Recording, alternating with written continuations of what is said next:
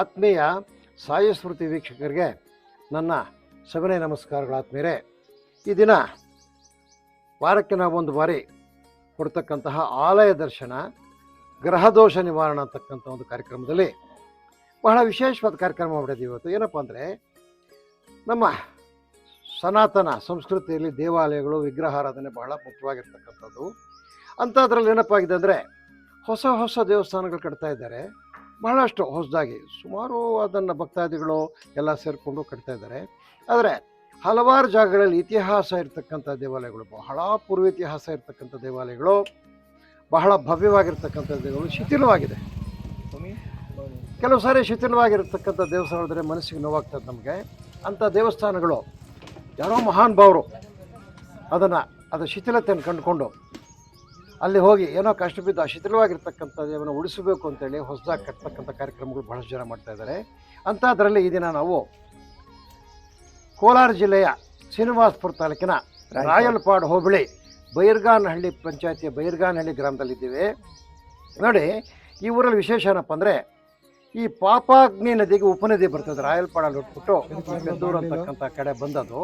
ಈಗ ಅಲ್ಲಿ ಅಣೆಕಟ್ಟು ಕಟ್ಟಿದ್ದಾರೆ. ಮೊದಲು ಅಲ್ಲಿಂದ ನೀರು ಜೀವನದಿ ಹೋದಂಗೆ ಹೋಗ್ತಾ ಇರೋದು. ಇದು ಪಾಪಾಗ್ನಿ ನದಿಗೆ, ಇದು PTM ಕೆರೆಗೆ ಸೇರ್ಕೊಳ್ತದೆ. ಅದು ಅಲ್ಲಿಂದ ಆಚೆಗೆ ಪಾಪಾಗ್ನಿ ನದಿ ಸೇರ್ಕೊಳ್ತದೆ. ಅದು ಈ ಪಾಪಾಗ್ನಿ ನದಿ ಉಪನದಿ ಇಲ್ಲಿ ಮಾತ್ರ ಪಶ್ಚಿಮ ವಾಹಿನಿಯಾಗಿ ಹರಿಯುತ್ತದೆ. ಯಾವ ರೀತಿ ಶ್ರೀರಂಗಪಟ್ಟಣದಲ್ಲಿ ಪಶ್ಚಿಮ ವಾಹಿನಿ ಕಾವೇರಿ ಹರಿತಾಳೆ, ಈ ಪಾಪಾಗ್ನಿ ನದಿ ಉಪನದಿ ಸಹ ಇಲ್ಲಿ ಪಶ್ಚಿಮ ವಾಹಿನಿಯಾಗಿ ಹರಿತದೆ. ಮೊದಲು ಅಣೆಕಟ್ಟುಗಳು ಕಟ್ಟತಕ್ಕಂಥ ಮೊದಲು ಅಲ್ಲಿ ದೊಡ್ಡ ದೊಡ್ಡ ಕೆರೆ ಏರಿಗಳು ಕಟ್ಟಕ್ಕೆ ಮೊದಲು 365 ದಿನ 24 ಗಂಟೆ ಹರಿತಾ ಇರ್ತಕ್ಕಂಥದ್ದು. ಇವಾಗೂ ಸಹ ನೀರು ಸ್ಟಾಕ್ ಇರ್ತದೆ. ಮಳೆಗಾಲ ಬಂದಾಗ ಆಟೋಮೆಟಿಕ್ಕಾಗಿ ಹರಿತಾ ಇರ್ತಕ್ಕಂಥದ್ದು. ಇದರ ದಡದಲ್ಲಿ ವಿಶೇಷವಾಗಿ ಹಿಂದಿನವರು ಇದರ ಒಂದು ಪಾವಿತ್ರ್ಯತೆ ಕಂಡುಕೊಂಡು, ಈ ಪಶ್ಚಿಮಕ್ಕೆ ಹೋಗ್ತಕ್ಕಂಥ ಪಾವಿತ್ರ್ಯ ಕಟ್ಕೊಂಡು, ಆಗಿನ ಹಿಂದಿನ ಕಾಲದವರು ಬಹಳ ಪೂರ್ವ ಕಾಲದಲ್ಲಿ ಚೋಳ ಮಹಾರಾಜರ ಕಾಲಕ್ಕೆ ಮುಂಚೆಗೆ ಇಲ್ಲಿ ಒಂದು ಶಿವಾಲಯ ಕಟ್ಟಿದರು. ಶಿವ ವಿಷ್ಣು ಸಮ್ಮೇಳನ ಅಂದರೆ ಇಲ್ಲಿ ಶಿವವೇಳ ಕಟ್ಟಿದ್ರು, ಇಲ್ಲಿ ಚನ್ನರಾಯ ಸ್ವಾಮಿ ದೇವಸ್ಥಾನ ಕಟ್ಟಿದ್ರು. ಅನಾದ ಕಾಲದಿಂದ ಪೂಜೆ ಮಾಡ್ಕೊಂಡು ಬರ್ತಾಯಿತ್ತು. ಹಲವಾರು ವರ್ಷಗಳಿಂದ ದೇವಾಲಯ 2 ದೇವಾಲಯಗಳು ಶಿಥಿಲವಾಗೋಯ್ತು. ಚನ್ನರಾಯ ಸ್ವಾಮಿ ಅಂತೂ ಪೂರ್ತಿ ಬಿದ್ದೇ ಹೋಗಿತ್ತು. ಆ ಶಿವಾಲಯ ಸಹ ಸೋರ್ತಾ ಇತ್ತು. ಏನೋ ಒಳಗಡೆ ಗರ್ಭಗುಡಿಯಲ್ಲೆಲ್ಲನೂ ಬಹಳ ಕೆಟ್ಟದಾಗಿತ್ತದು. ಅದು ಪೂರ್ತಿ ಶಿಥಿಲಾವಸ್ಥೆಗೆ ಸೇರ್ಕೊಂಡ್ಬಿಟ್ಟಿತ್ತು. ಅಂಥ ಸಮಯದಲ್ಲಿ ನೋಡಿ, ನಮ್ಮ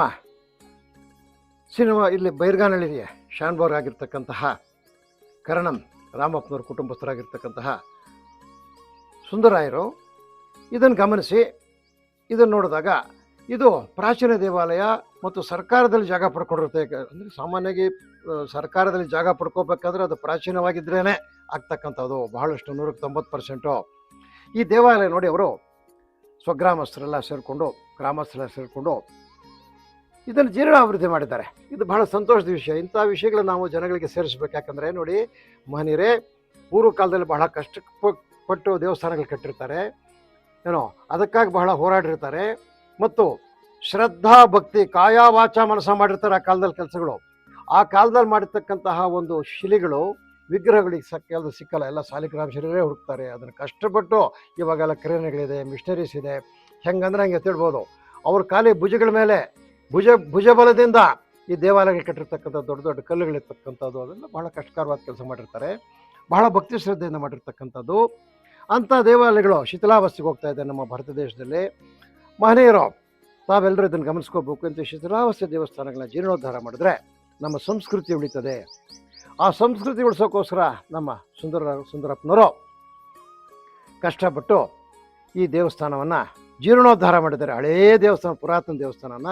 ಈ ವಿಷಯ ನಮ್ಮ ಸಾಯಿ ಸ್ಮೃತಿಯಲ್ಲಿ ತಿಳಿಸ್ಬೇಕಂತೇಳಿ, ಮತ್ತು ಇಲ್ಲಿಗೆ ಬಂದರೆ ಪೂರ್ವ ಕಾಲದಲ್ಲಿ ಹಲವಾರು ದೋಷಗಳು ನಿವಾರಣೆ ಆಗಿರ್ತದೆ ಜನಗಳಿಗೆ. ಪಶ್ಚಿಮ ವಾಹಿನಿಯಲ್ಲಿ ಕಟ್ಟಬೇಕಂದ್ರೆ ಏನೋ ಕಾರ್ಯವಿದ್ಯೆ ಕಟ್ಟಿರ್ತಾರೆ ಆ ಕಾಲದಲ್ಲಿ. ಅದರ ಬಗ್ಗೆ ಈ ಸ್ವಾಮಿಗಳು ಸಹ ಕೆಲವು ವಿಷಯಗಳು ತಿಳಿಸ್ತಾರೆ. ಇವರು ಈ 2 ದೇವಾಲಯಗಳ ಜೀರ್ಣೋದ್ಧಾರಕ್ಕೆ ಶ್ರಮಿಸಿ ಇದನ್ನು ಒಂದು ಮಟ್ಟಕ್ಕೆ ತಂದಿರತಕ್ಕಂಥವ್ರು. ಬಹಳ ಸಂತೋಷಕರದ ವಿಷಯ. ಇವಾಗ ಅವ್ರನ್ನ ನಮ್ಮ ಸಾಯಿ ಸ್ಮೃತಿಗೆ ಕೆಲವು ವಿಷಯಗಳು ಹೇಳಬೇಕು ಅಂತ ಅವರಲ್ಲಿ ಪ್ರಾರ್ಥನೆ ಮಾಡ್ಕೊಳ್ತೀನಿ. ನಮಸ್ಕಾರ. ಭಕ್ತ ಮಹಾಶಯರು ಹಾಗೂ ಸಾಯಿ ಸ್ಮೃತಿ ಚಾನಲ್ನವ್ರಿಗೂ ಕೂಡ ನನ್ನ ನಮಸ್ಕಾರಗಳು. ಇಲ್ಲಿ ಸುಮಾರು ವರ್ಷಗಳಿಂದ, ಸುಮಾರು ಮಹಾರಾಜರ ಕಾಲದಿಂದ ಮೊದಲಿಂದನೂ ಇಲ್ಲಿ ಒಂದು ನಮ್ಮ ಮುತ್ತಾತల ಕಾಲದಿಂದನೂ ಇಲ್ಲಿ ಒಂದು ಈಶ್ವರ ದೇವಸ್ಥಾನ, ಚನ್ನರಾಯ ಸ್ವಾಮಿ ದೇವಸ್ಥಾನ ಇತ್ತು.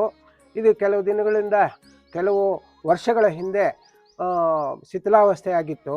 ಆಗ ನಾನು ನಮ್ಮ ಗ್ರಾಮಸ್ಥರು ಸೇರಿಕೊಂಡು ಇದನ್ನು ಜೀರ್ಣೋದ್ಧಾರ ಮಾಡಿ ಹೊಸದಾಗಿ ಕಟ್ಟಬೇಕು ಅಂತೇಳಿ ಪ್ಲ್ಯಾನ್ ಮಾಡಿಕೊಂಡು ಇದಕ್ಕೆ ತುಂಬ ಶ್ರಮಪಟ್ಟು ಇದನ್ನು ನಾವು ಕಟ್ಟಿದ್ದೀವಿ ಹೊಸದಾಗಿ. ಇಲ್ಲಿ ಇವಾಗ ನಿಂತ್ಕೊಂಡಿರೋ ಜಾಗ ಚನ್ನರಾಯ ಸ್ವಾಮಿ ದೇವರು ಅಂತೇಳಿ ಸರ್ಕಾರದಲ್ಲಿ ಇದೆ, ಮಹಾರಾಜರ ಕಾಲದಲ್ಲಿ.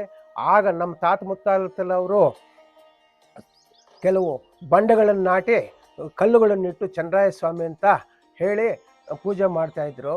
ಈ ನಿಧಿಗೋಸ್ಕರ ಕೆಲವು ವರ್ಷಗಳ ಹಿಂದೆ ಎಲ್ಲ ಶಿಥಿಲ ಮಾಡಿಬಿಟ್ಟು ಹಳೆಯಾಗಿ ಬಿದ್ದೋಗಿತ್ತು. ಆಗ ನಾನು ಮತ್ತು ನಮ್ಮ ಗ್ರಾಮದ ಗ್ರಾಮಸ್ಥರು ಹಾಗೂ ಮೊದಲಿನಿಂದ ನಮ್ಮ ಗ್ರಾಮವನ್ನು ಆಳ್ತಿದ್ದ ಸಂಜಯ್ ರೆಡ್ಡಿ ಅವ್ರ ತಂದೆ ತಾಯಂದಿರು, ಮುತ್ತಾತರು, ಗೋವಿಂದ ರೆಡ್ಡಿ ತಂದೆ ತಾಯಿ ಮುತ್ತಾತಂದಿರು, ನಮ್ಮ ತಾತಗಳು, ನಮ್ಮ ತಂದೆಯವರು ಆಗಿನ ಕಾಲದಿಂದ ಹಂಗೆ ಇತ್ತು. ಈಗ ನಾನು ಹೊಸದಾಗಿ ಸ್ವಂತ ಖರ್ಚಿನಿಂದ ಹಾಗೂ ಸುತ್ತಮುತ್ತಲ, ಆಮೇಲೆ ಈ ನಮ್ಮ ರೆಡ್ಡಿಗಳು ಸಹ, ನಾನು, ನಮ್ಮ ಸುತ್ತಮುತ್ತಲ ಗ್ರಾಮಸ್ಥರು ಸೇರಿಕೊಂಡು ಇದನ್ನು ಕೆಡವಿ ಹೊಸದಾಗಿ ಕಟ್ಟೆ ಪ್ಲ್ಯಾನ್ ಮಾಡಿಕೊಂಡು ಪಾಯ ಹಾಕಿದ್ವು. ಸುಮಾರು 7 ವರ್ಷಗಳಿಂದ ಶ್ರಮ ಪಟ್ಟವು. ನಂತರ ನನ್ನ ಸ್ವಂತ ಖರ್ಚಿನಿಂದ ಸುಮಾರು 7 ಲಕ್ಷ ರೂಪಾಯಿಗಳು ನಾನೇ ಜಮಾ ಮಾಡಿ ಚನ್ನರಾಯ ಸ್ವಾಮಿ ದೇವಸ್ಥಾನದ ಜಾಗ ಹಾಗೂ ಚನ್ನರಾಯ ಸ್ವಾಮಿ ದೇವಸ್ಥಾನವನ್ನು ಹೊಸದಾಗಿ ನಿರ್ಮಿಸಿ ಅಲ್ಲಿ ಚನ್ನರಾಯ ಸ್ವಾಮಿ ದೇವರನ್ನ ಪ್ರತಿಷ್ಠೆ ಮಾಡಿ ಈಶ್ವರ ದೇವರನ್ನ ಪ್ರತಿಷ್ಠೆ ಮಾಡಿ ಬಂದವು. ಇಲ್ಲಿ ಈಶ್ವರ ದೇವಸ್ಥಾನದ ದಕ್ಷಿಣದ ಕಡೆ ಪಶ್ಚಿಮ ವಾಹಿನಿ ಎಂಬುದಾಗಿ ನಮ್ಮ ರಾಯಲ್ಪಾಡ್ ಹತ್ತಿರದಿಂದ ಗುಂದೇಡು ಗ್ರಾಮದಿಂದ ಹರಿದು ಮಳೆಗಾಲದಲ್ಲಿ ಈ ಪಶ್ಚಿಮ ವಾಹಿನಿ ನದಿ ಹರಿತಾ ಇತ್ತು ಈ ಮೊದಲು. ಆಮೇಲೆ ಕೋಡ್ಪಲ್ಲಿ ಹತ್ರ ಡ್ಯಾಮ್ ಕಟ್ಟಿಬಿಟ್ಟು ಅಲ್ಲಿ ನೀರು ಸ್ಟಾಕ್ ಆಗಿ ಇಲ್ಲಿ ಸ್ವಲ್ಪ ಕಷ್ಟ ಆಗಿತ್ತು. ಮತ್ತು ಮಳೆಗಾಲದಲ್ಲಿ ಯಾವಾಗಲೂ ಹರಿತಾ ಇತ್ತು.